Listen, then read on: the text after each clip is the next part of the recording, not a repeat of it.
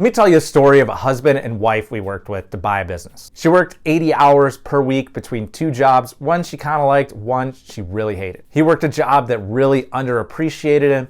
He ran a team of skilled tradesmen, but only made about $40,000 per year, even though his team was highly productive. She was one of our original super fans, and we got to work looking for a business for them. Now, they're in a state that requires a real estate license to be a business broker.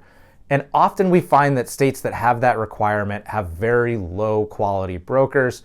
They're very hard to work with. I think they get really poor training in most states. Florida is actually a state that does it okay, but most other states that require a real estate license, it's really hard to buy. So we went on a long search. Actually, she was really handling a lot of the search process. So we ran into a lot of issues where actually brokers didn't want to work with us because she was a woman.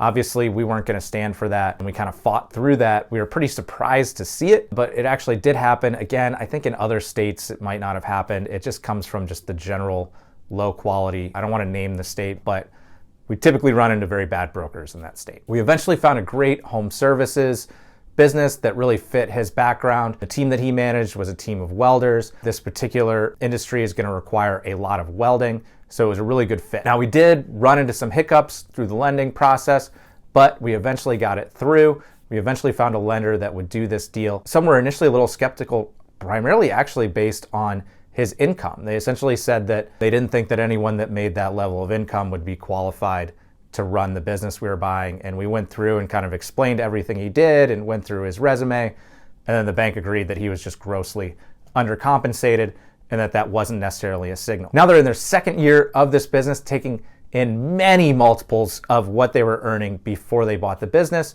And now we're in the process, we're in closing for helping her sister buy her own business within her own industry. And so we always love it when our partners are so happy, and we're fortunate that it happens a lot, that they refer us out to their friends and family, and then we can help them buy a business. Right now, we've got 2 under contract that are closing pretty soon that both come from partners who had recommended, in this instance, a family member, and in the other instance, a friend. So if you need help navigating the business buying process, check out the link in our bio and apply for our partner program.